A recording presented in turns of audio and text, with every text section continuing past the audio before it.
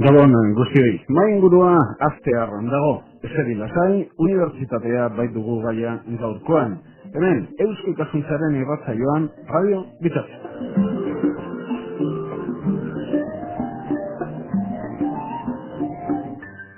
Muy buenas noches y bienvenidos a un nuevo tiempo de reflexión de Eusko Ikaskuntza hacia Estudios Vascos en Radio Vitoria. Este espacio tiene la virtud de juntar hoy en una misma reflexión a quien fuera vicerrector del campus de Álava y al actual vicerrector, protagonista por lo tanto la Universidad Pública Vasca.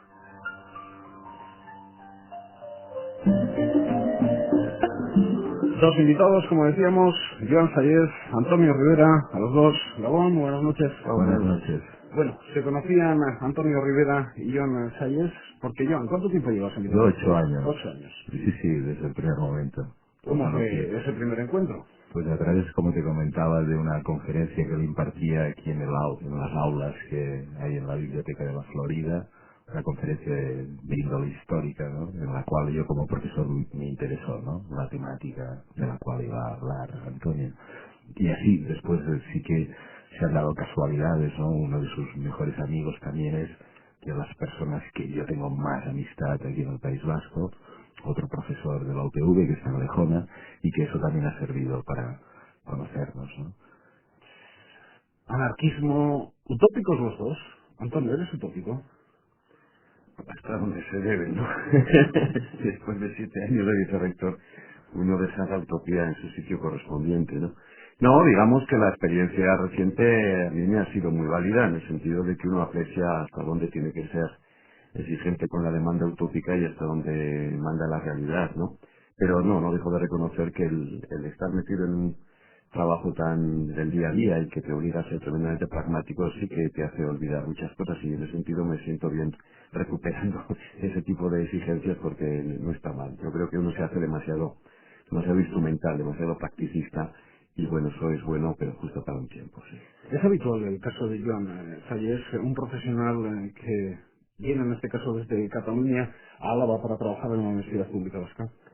No, desgraciadamente no tenemos demasiados profesores que vengan de otras universidades, ¿no? Yo creo que el modelo de multiplicación de las universidades públicas, por lo menos, que se ha dado en los últimos 10, 15 años en nuestro país, y la propia legislación ha generado una suerte de variedades entre las universidades. Yo suelo decir que es más fácil que un colega nuestro, yo mismo, cualquiera de nosotros, pueda hacer un intercambio, qué sé yo, en Burdeos que en La Rioja, ¿no? Y yo creo que esto es un problema. La circulación de profesorado dentro de las universidades españolas es un asunto bastante complicado. Y luego, desgraciadamente, pues por multitud de factores, pues no es demasiado usual que a nuestras plazas pues compitan profesores de otras universidades españolas, ¿no? Y esto, bueno, pues por mor de la falta de competencia no es bueno. Así que bienvenido mucha gente como yo, que además si son magníficos investigadores y profesores, pues es al final lo que tiene una universidad es la capacidad de su profesorado. Eso es el punto de partida. Joan, esta reflexión. Me parece muy correcta, ¿no? Yo creo que en general también es trasladable a toda la sociedad, ¿no? En general la gente piensa poco, ¿no? Que pueda desarrollar su trabajo o su vida fuera de el sitio donde ha nacido, ¿no? De su origen, ¿no? En otros países, desde luego, la movilidad se entiende de forma clara, no solo en nuestra profesión, ¿no? Sino en otras profesiones. Yo creo que es saludable, ¿no? No hace falta muchos días, ni siquiera muchas horas para darse cuenta, una vez ya en el cargo, en tu caso, Joan, vicerrector del campus de Álava, para darse cuenta que el mayor problema de la Universidad Pública Vasca es la financiación. Sí, de hecho, yo creo que en esto coincidían todos los candidatos a rector, ¿no? El diagnóstico era claro, hay datos objetivos, ¿no? Sobre cuál es la financiación que recibe la UPV, del gobierno vasco, con respecto a otras universidades de otras comunidades, y eso está claro, ¿no? Que a nivel del Estado, pues somos de los que hemos estado recibiendo menor financiación, ¿no? Esta es la madre de todos los problemas, ¿no? ¿Se ha invertido poco o mal? ¿Se ha malgastado? ¿Qué ha pasado entonces, Antonio, en no los últimos años, sino en toda la andadura de la universidad? No, yo creo que hay dos situaciones un tanto diferentes. Hay un problema estructural que afecta a nuestra universidad y en general a todas las universidades públicas españolas, europeas y del mundo progresado, por lo menos, ¿no? Y es la tendencia que están manifestando los gobiernos en los últimos tiempos a recortar cada vez más la inversión en la formación superior, en la formación universitaria. Esta situación estructural se ha venido complicando en nuestro caso en los últimos años, porque bueno, pues uno recuerda casi ya con un singular cariño los tiempos del consejero Oliveri, donde nuestras dificultades económicas las eran, pero desde luego había una capacidad para el diálogo y para el consenso muy superior al que estamos penando en la actualidad, ¿no? Yo creo que la legislatura anterior, pues su gran deber fue nuestra incapacidad para establecer un marco de relación adecuado con el gobierno, y esto es culpa de ambas partes. Cada uno tendrá la consideración de quién pesa más en esta falla, pero desde luego, vamos, lo que hay que aspirar para que la universidad pública funcione adecuadamente y para que este equipo electoral pues salga exitoso en su gestión es un cambio de disposición radical por parte del gobierno vasco, que no se puede tener a la universidad en los límites en que se le está teniendo, no se lo puede tener continuamente con el agua al cuello, y no se puede hacer esto y luego irse jactando por ahí de que estamos por encima de otro tipo de medias, porque realmente esto no es cierto. Y en cuanto a si la universidad pública ha gastado adecuadamente, bueno, lo de gastar adecuadamente es un concepto subjetivo y político y cada uno tendrá su consideración, ¿no? Pero desde luego la Universidad del País Vasco tiene, por lo menos que yo recuerde, 3 controles de gasto, ¿eh? Tiene el propio control interno, y cada vez que gastamos un euro tiene que haber demasiadas firmas, a veces excesivas, que paralizan y ralentizan extraordinariamente el movimiento de las cuentas. En segundo lugar, la Universidad del País Vasco tiene una auditoría externa, y en tercer lugar, la Universidad del País Vasco, como entidad pública, está sometida al control del Tribunal Vasco de Cuentas.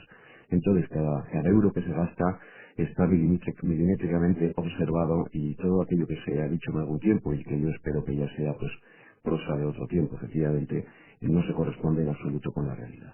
Esos problemas económicos, ¿a dónde llegan, para que el oyente tenga una idea de cómo lleva el tema económico al día a día de la universidad? ¿No hay para pagar los sueldos? Me imagino que sí. ¿No hay para afrontar nuevas inversiones, para cambiar equipos, para dedicar a investigación, desarrollo? ¿A dónde te llevan los problemas, la falta de financiación No, adecuada? básicamente el desajuste se ha producido en estos últimos años por 2 razones. Uno es porque el incremento del coste de la vida era superior a los incrementos que se han ido produciendo en la financiación ordinaria de la universidad, o sea que hay un desajuste en lo ordinario, en lo estructural, y luego pues por una situación en la que no hemos sido capaces de establecer un acuerdo con el gobierno, que son los conocidos escotramos o los complementos de productividad, que es una situación un poco extraña, toda vez que en el conjunto de la Universidad Española, la Universidad Vasca pues fue la promotora de este tipo de complementos, y a la postre pues yo creo que vamos a ser los últimos en que estos se consoliden adecuadamente, ¿no?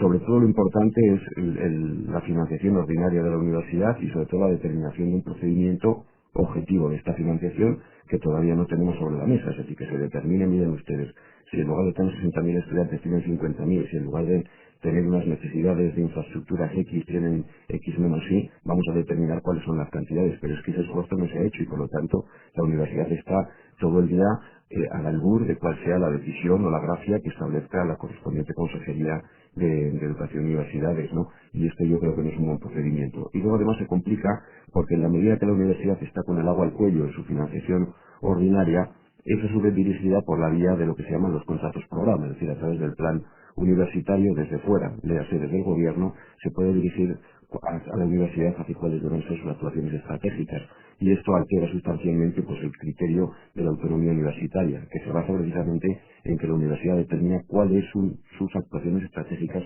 de futuro inmediato. En este sentido, Joan, me imagino que esas reuniones las ha mantenido el rector, los primeros contactos con la Consejería de Educación, pero por las reuniones luego internas, ya del equipo que dirige y va a dirigir en los próximos años la universidad, esos primeros contactos con el gobierno, el primer tema sobre la mesa, me imagino que ha sido este. Ha sido este. Y efectivamente, ¿no? De momento ha habido unas reuniones de tipo informal, fijándose en un calendario de reuniones ya formales, ¿no? Con una serie de puntos a tratar, y el primero es establecer un diagnóstico que sea compartido, ¿no? Entre gobierno vasco y el equipo de gobierno, ¿no? Como base previa a pensar en lo que hablaba Antonio, ¿no? Yo estoy muy de acuerdo con la mayor parte de las cosas que ha dicho, ¿no? Es decir, que nos estábamos encontrando en una situación de penuria, no solo porque los presupuestos se iban prorrogando, ¿no? Año a año, con deslizamientos excesivos en simplemente los incrementos que tenemos como sueldo del profesorado por mayor número de trienios, por mayor número de quinquenios docentes, etcétera, ¿no? Bueno, finalmente ellos han hecho una gestión tan correcta en cuanto al dinero que tenían y cómo lo gestionaban, que todo el déficit solo surge de los euskotramos, de los complementos, ¿no? El dinero de más que ha ido recibiendo cada profesor, que está todavía sin consolidar, en base a esa productividad, ¿no? Y la aportación que hacía el gobierno vasco para cubrir esta partida exclusivamente, ¿no? Pero no es así en las otras, ¿no? Es decir, que se ha estado funcionando con un cinturón bien apretado, ¿no? En cualquier partida, ¿no? Es complicado decir, ¿y cuánto se necesita? Hombre, yo me imagino que sí, ¿no? En función de los objetivos que se planteen comunes tanto desde la universidad como el gobierno vasco, ¿no? En función de a dónde queremos llegar, ¿no? Con el plan de normalización lingüística o a dónde queremos llegar con el tema de infraestructuras que mejoren pues tanto la investigación como la docencia, ¿no? Es decir, en base a esos planes plurianuales que podamos negociar, en función de la calidad que queramos alcanzar, será necesario más o menos, ¿no? Hay que, desde luego, incrementar plantilla tanto de profesorado como de lo que llamamos PAS, del personal de administración y servicios, todo ese personal que ayuda a que realmente el profesor pueda acometer adecuadamente pues docencia o investigación, ¿no? Tenemos déficit en cualquier ratio que hagamos de alumnos, personal de administración y servicios, alumnos PDI, etcétera, ¿no? Siempre ligado, además, con un tema de actualidad por parte del gobierno vasco que es I+D, investigación más desarrollo, uno de los pilares del gobierno, por lo menos en cuanto a mensajes a la población. Por lo tanto, siento, Antonio, que no sé, como bien decías, quién habrá tenido más culpa o menos, eso no es lo importante, sino que todas las personas involucradas en la universidad y en el gobierno tendrán que darse cuenta que se está marcando el futuro del país. Sí, y además no es solo un problema de financiación, que ya sería bastante, sino que es un problema de corte político, ¿no? Y, ahora mismo citabas el asunto de la investigación más desarrollo, el I+D+I, ¿no? Nosotros somos un poco excepción en relación a lo que ocurre en otras comunidades autónomas y en otras universidades, en tanto que la mayor parte de las comunidades autónomas lo que se ha establecido es que la dirección del I+D viene determinado por ámbitos donde la universidad es el sujeto protagonista. Educación. Eso es. Sin embargo, en el caso del País Vasco, lo que se ha hecho tradicionalmente es que todo el proceso de investigación y sobre todo la parte de investigación más aplicada se ha dirigido a los centros tecnológicos. Y Consejería de Industria, en Y este caso. consejería, es decir, hay una especie de duplicidad por parte de industria, que es sobre todo quien tiene el dinero, todo hay que decirlo, ¿no? Y por parte de educación. Entonces esto ha dejado tradicionalmente a la universidad, no voy a decir que fuera, porque es que los centros tecnológicos tampoco funcionan si no es con el cerebro de la universidad, pero sí desde luego en un segundo lado, ¿no? De hecho, en el último año ya ha habido, yo creo que una especie de reconocimiento del fracaso de esa política y se ha invitado decidida y decisivamente a la universidad pública a que se incorpore en esos centros investigadores que son los centros tecnológicos. ¿Se ha mirado con recelo a la universidad pública vasca desde los diferentes gobiernos? Yo creo que históricamente otro de los problemas de este país es que quienes han gobernado durante un cuarto de siglo nunca se han creído adecuadamente que su universidad es la universidad pública vasca. Y esto tiene muy diversas manifestaciones y muy diversos problemas. Sí. Yo querría simplemente puntualizarte una cosa. El gobierno vasco todavía no tiene transferidas las competencias de investigación y esto pues supone, me imagino, un problema, ¿no?, para el gobierno vasco a la hora de elaborar una política científica que implique pues su propia red de centros de investigación como tiene el Estado español o Francia o Inglaterra, ¿no? Lo que llamamos el Consejo Superior de Investigaciones Científicas o el CNRS en Francia, etcétera. Imagino que esto se solucionará. Las competencias, una vez asumidas, una vez transferidas, también llevarán esos fondos para que haya una política decidida, ¿no?, en investigación desde el propio gobierno vasco, ¿no? Antonio Rivera, durante los años que ha estado como vicerrector, en alguna ocasión le he visto ligeramente enfadado sobre las comparaciones entre territorios y campus, en este caso universitarios, preguntando pues si Álava, los porcentajes, si se le da, si se le quita. Yo te hago la pregunta al revés, por lo menos en lo físico, si no veo el campus en el que estamos hablando precisamente, donde está Radio Vitoria. Álava es una privilegiada. Sí, yo hace años que ya dejé de enfadarme, lógicamente, porque en la medida que íbamos dando pasos, pues no había ninguna razón para hablar de situación de discriminación ni nada por el estilo. No, yo creo que afortunadamente, como bien dices, en estos momentos, en cuanto a infraestructuras y en cuanto a organización interna del campus, el campus a la vez es el mejor estructurado del conjunto de la universidad, ¿no? No hay más que dar un paseo por el campus y quizás lo externo no es todavía lo más importante. Internamente, pues el equipamiento docente nuestro, pues estamos a mucha distancia de lo que tienen otros centros de la universidad que no son los centros del campus a la vez. Y sobre todo lo que decía yo, creo que aquí se ha desarrollado adecuadamente una buena política interna, quizás favorecidos por el hecho de que las dimensiones que tenemos pues propician el que se haga una adecuada gestión y sobre todo una gestión administrativa que pueda pues rendir servicios al conjunto de la comunidad universitaria de una manera pues eficiente y celérica, vamos a decirlo así, ¿no? Y esto es alguna situación en la que desgraciadamente pues no están los colegas de otros campus. Por eso te digo que ya hace años que dejé de quejarme, sobre todo cuando me di cuenta que era mejor poner ladrillos que quejarse en exceso. Es de las pocas cosas que se ha salvado del debate político en Álava. Suelo citar el caso de la Catedral de Santa María, que comienza con planes con equipos de gobierno nacionalistas, luego siguen con el Partido Popular al frente de las instituciones alavesas, también la universidad. Sí, yo creo que eso ha sido un acierto de todos en el sentido de, como bien dices, en mis casi 7 años yo estuve con gobiernos nacionalistas con Partido Socialista y finalmente con el Partido Popular, y en ningún caso he sentido yo diferencia ninguna. Yo creo que pues hay gente que marcó una determinada pauta, pues yo inevitablemente tengo que recordar siempre a José Ángel Cuerda, que fue de los que más claro lo tuvo, que la construcción de una universidad en el flanco sur de la ciudad era la propia construcción de la ciudad, ¿no? Y yo creo que esa política la han seguido desarrollando todos, y ha habido una relación de extraordinaria lealtad entre unos y otros, y bueno, yo creo que es una parte de la explicación de por qué nos hemos colocado en esta situación. Desde luego, desde un medio de comunicación como este, que tema principal es lo local, Álava, Vitoria-Gasteiz, su capital, el acercamiento que tenemos los periodistas de esta casa con la universidad cada día es mayor, y uno, según va removiendo un poco las arenas de la universidad, se da cuenta de la cantidad de profesionales que pueden venir a este medio de comunicación para contar cosas interesantes a la sociedad. Eso sí, también tengo que echarles en cara una historia, y es un poco los recelos de algunas partes de esa comunidad universitaria en acercarse a un medio de comunicación, acercarse a la sociedad, porque esto simplemente es un instrumento para acercarse a dicha sociedad, como que hay una serie de personas muy válidas para contar a la opinión pública una serie de conceptos que ellos están investigando, que están dando con ellos, pero que luego ese acercamiento parece que no se produce por cierto recelo. Yo no tengo ninguna obligación, no sé, no quiero. Pues Un caso es la facultad de farmacia, por ejemplo, que conoces bien. Ahí hay una serie de profesionales. Seguro, ¿no? En temas que además pueden estar muy de moda, ¿no? Aunque sea temporalmente, ¿no? Como son los alimentos. Aparte de Pedro Ramos hay mucho más dentro de la facultad de farmacia. Yo creo que esa dificultad a lo mejor te la puede manifestar Antonio cuando ha intentado impulsar estas cuestiones, ¿no? De colaboración, de hacernos ver, ¿no?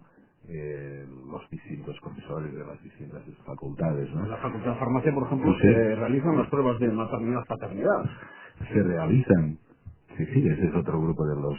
Pero quizás responde un poco a la idiosincrasia del profesor universitario, ¿no? Que está más acostumbrado a un trabajo más en solitario, en el ámbito de su propio equipo, grupo de investigación, y comparecer en ámbitos muy, digamos, muy exigentes, como puedan ser pues reuniones científicas, congresos, que el saltar a la arena pública, ¿no? Desgraciadamente no tenemos tantos colegas, tantos profesionales que estén dispuestos y que tengan una capacidad para expresar las cosas con una cierta posibilidad de comprensión sencilla, ¿no? Para el gran público, ¿no? Y esto pues hemos tratado de estimularlo. Yo creo que uno de los problemas que tenemos en nuestro campus, para no ir más lejos, es que la universidad pesa demasiado como institución y sin embargo a veces no ha encontrado el suficiente respaldo en la propia comunidad universitaria para que personas concretas de carne y hueso pues den su opinión pues, sobre los debates que tenemos aquí presentes. Ahora mismo citabais los que afectan pues a la cuestión alimentaria o médica, pero qué no decir, por ejemplo, a todo el gran debate que mantiene esta ciudad en los últimos años sobre su propia construcción de ciudad, sobre sus modificaciones urbanísticas. Son pocas personas, ¿no? Y yo creo que eso sí que tenemos que estimularlo. y quitar un poquito el miedo. Creo que se puede ser exigente en los términos y en el tipo de exposición que se haga, sin tenerle demasiado miedo a hablar pues en un micrófono o presentarse ante un colectivo con el que tienes que hacer el esfuerzo de, no le voy a decir rebajar, sino simplemente traducir el discurso para que todo el mundo te entienda y no pues soltar un poco la chapa a la que estás más acostumbrado pues en el ámbito académico, en clase o entre un grupo investigador, ¿no? Cuando llegó Joan Sayés al campus de Álava, no existía la biblioteca, no existía la residencia y no existía el comedor. Ajá. Pueden parecer cosas menores, el tema de la residencia, el comedor, temas fundamentales para un campus. Yo creo que sí, ¿no? Y esto es uno de los hechos que mayor trascendencia tiene en estos años, ¿no? Se ha ganado en comodidad y en relación entre los estudiantes de distintas titulaciones, ¿no? Tienen sitios de encuentro para no estar encerrados en su propio ámbito, en su propia facultad, ¿no? En este sentido, las pocas acciones que yo puedo hacer son de tipo continuista a las que ha hecho Antonio o su equipo, ¿no? Es decir, vamos a seguir ampliando, tal como lo ha dejado Antonio, pues los convenios necesarios para ampliar comedor, para ampliar residencia y ir dotando de una mayor capacidad en estos servicios, ¿no? ¿Hay parcela o hay que hacer un añadido? No, en este caso yo lo dejo ya bien marcado. Bien marcado y bien trabajado con el ayuntamiento. Es decir, yo cuando entro ya me encuentro con que el ayuntamiento ha cedido esa parcela para la ampliación. Estamos pendientes y creo que ya está a punto el informe que hace Patrimonio de la Universidad aceptando esa cesión y por tanto probablemente veréis que en poco tiempo ya se inicia. Después vendrá el concurso de adjudicación para esa nueva residencia, ¿no? Bien, es seguir pasos obvios de rutina de lo que ellos han dejado, ¿no? Y que adelante, ¿no? ¿Por qué es importante, Antonio, que el porcentaje de alumnos que se acercan hasta Vitoria-Gasteiz en autobús y que hacen ida y vuelta todos los días se queden en la ciudad? Hombre, es importante por muy diversas razones. Sería importante para la propia ciudad porque cuantas más personas haya en el espacio urbano, pues favorece la economía, favorece la propia realidad social, favorece lo que llamamos el ambiente universitario, pero también es muy beneficioso para el propio estudiante. No es lo mismo estar, por lo menos que transferido, transmutado cada mañana o cada tarde viniendo de Baracaldo a Vitoria y volver, que el poder establecerte medianamente en esa ciudad. Yo algunas veces decía jocosamente que iba a organizar visitas guiadas a la calle Dato, porque estoy seguro que alumnos nuestros después de 4 o 5 años no han estado en la calle Dato en su vida y media, simplemente el paso por debajo del ferrocarril. Yo creo que es muy importante, sobre todo para los alumnos que comienzan y sobre todo para los alumnos que terminan, es decir, aquellos que están haciendo doctorados o proyectos de investigación que necesitan una cierta estabilidad en el medio, en el espacio, y los alumnos que empiezan que necesitan una cierta seguridad, un cierto acomodo. Yo creo que eso contribuye notablemente pues el comedor, pero sobre todo la residencia, la biblioteca. Es decir, que el estudiante interprete, a veces lo interpreta como un fastidio, pero yo creo que es bueno porque ese es el modelo de estudiante universitario que pretendemos, pues que llegue a su facultad a las 9 de la mañana y marche a su facultad pues a las 6 o a las 7 de la tarde y que aquí conviva, aquí esté en la biblioteca, aquí comparta espacio de ocupación con otros colegas de otros lugares. Yo creo que, yo siempre he dicho que el aprendizaje universitario tiene mucho más que ver a veces con las conversaciones en la barra del bar con un profesor que te está comentando algo que se escapa a la formalidad del conocimiento, que muchas veces lo que aprendes en la propia clase, que al fin y al cabo, no voy a decir que todo está escrito, eso es muy conservador, ¿no? Pero bastantes cosas sí, ¿no? Entonces yo creo que hay que intentar seguir sacando ese tiempo tan maravilloso que es el tiempo que no está formalizado en el ámbito de la clase, ¿no? Joan Sayés, no sé si será propietario de una vivienda 8 años en Vitoria-Gasteiz o si sigue de alquiler. Ahora soy propietario, pero con una hipoteca que me jubile, ¿no? Le digo esto, no solo es un problema de Vitoria, qué decir de Donosti, ¿no? Imagino que muchos universitarios no viven en la propia capital, sino que se trasladan a localidades cercanas. ¿Se puede hacer algo en este sentido desde la universidad, algún movimiento para intentar habilitar una serie de pisos con la colaboración de instituciones o algún tipo de plan específico para universitarios?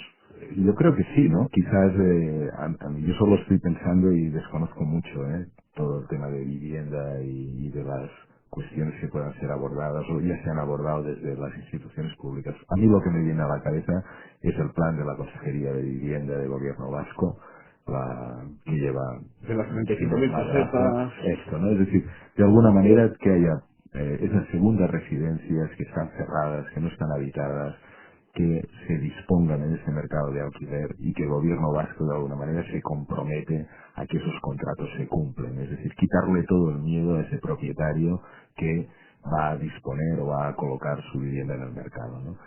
Bien, si parte de esos clientes pueden ser los estudiantes y que puedan entrar en esa red de pisos de alquiler para nuestros estudiantes, yo lo veo claro, ¿no? Es decir, hay que quitarle miedo al propietario sobre ese alquiler que va a estar en manos de 4 o 5 colegas de universidad que van a estar unos años estudiando en un campus, ¿no?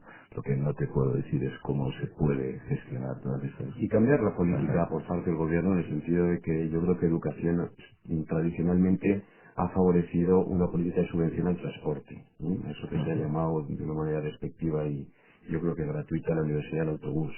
Y bien es cierto que hay becas para alojamiento, ¿no? Pero no se les da el mismo impulso a unas que otras, ¿no? Yo creo que habría que estudiar un poco por qué no rebajamos la cantidad de dinero que nos gastamos en subvencionar a cada uno de los estudiantes para que cada día se muevan entre Vitoria y Lejona o entre Baracaldo y Vitoria o Donosti, me da igual, ¿no? Y por qué no transferimos una parte de esa financiación a la posibilidad de que los alumnos se estabilicen en un campus concreto, toda vez que ahora, pues en un plazo inmediato, tanto Bilbao como Donosti pues van a contar también con residencias universitarias dependientes de la propia universidad, ¿no? Esto yo creo que habría que darle una vuelta, ¿no? Es difícil que consigamos un establecimiento de un porcentaje muy notable de estudiantes, sencillamente por una razón, que es la cortedad de las distancias. De hecho, ya hay estudios que vienen de los años 90 por parte del propio departamento que indicaba que el porcentaje de alumnos que se cambian de domicilio durante su periplo universitario es limitado. Esto es así, pero desde luego si se ayudara a financiar este tipo de ocupación en residencia universitaria o en pisos de alquiler, pues por la vía que decía Joan, pues yo creo que se incrementaría notablemente el número y entonces hablaríamos del ambiente universitario y entonces hablaríamos de muchas más cosas, ¿no? Universitarios o caracoles. La imagen frente a la biblioteca de Coldo Michelena cuando sale el sol, ya saben que la biblioteca Coldo Michelena, antiguo edificio de las Nieves, que es toda una recta hasta la Plaza Nueva Plaza de España, atravesando la calle Dato, pues en los jardines que hay ahí, entre facultades. Espectacular la imagen. Invito a cualquiera que pueda realizar ese paseo hacia las 12 del mediodía. Ahora, Es que eso es la universidad, afortunadamente. Nuestros alumnos pasan demasiado tiempo en clase. Somos, creo que, la Universidad Europea donde un alumno pasa más tiempo en clase. Algún padre o madre que me esté escuchando estará horrorizado pensando que lo que voy a proponer es que pasen menos tiempo en clase.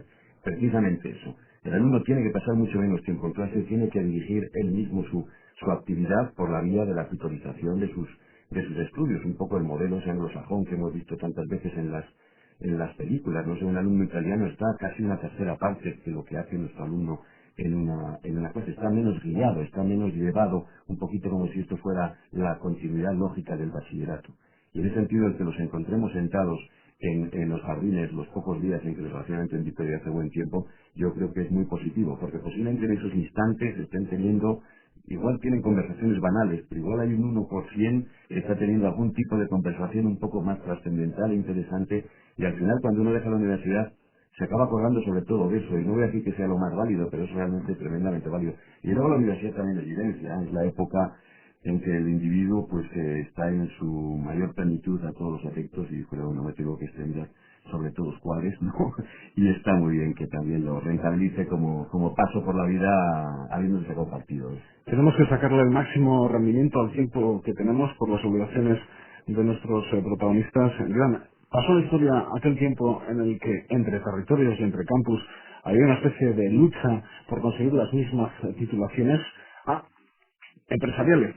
No, nosotros también, igual que Bilbao. Ahora es el momento de hablar con los profesionales de la universidad y ver nuevos campos, titulaciones que no existen aquí ni tampoco en otros campos y traerlas al campus a la vez. Claro, y no que tenga que producirse en términos de lucha, ¿no? Yo sí que creo que toda oferta de nuevas titulaciones, la dirección o el sentido de esa oferta tiene que ser de abajo arriba, ¿no? Quiero decir que en función de los recursos humanos y de infraestructuras de los centros que tenemos en el campus, tienen que salir primero esas ofertas. No creo que tengan que salir desde el vicerrectorado de ordenación académica de la universidad hacia abajo. y en ese sentido sí que podríamos hablar más de un modelo de competencia o de victimismo entre un campus y en otro, ¿no? Si es un equipo rectoral desde arriba el que con sus influencias, sus presiones, sus apoyos, etcétera, va a ir marcando qué oferta surge, ¿no? Yo creo que es una labor que tiene que ir de abajo arriba, ha de ser racional, es decir, tampoco cualquier oferta es válida, ¿no? Tiene que estar bien sustentada por lo que realmente dispone el campus y desde luego tampoco tiene sentido repetir titulaciones, ¿no? Llega en un momento en el cual la natalidad ha bajado, ya se está sufriendo esa bajada de la natalidad en estas edades en las cuales la universitaria se incorpora a la universidad. Sin embargo, el porcentaje de alumnado no ha descendido, sino todo lo contrario, sin grandes cambios espectaculares hacia arriba, pero ha aumentado.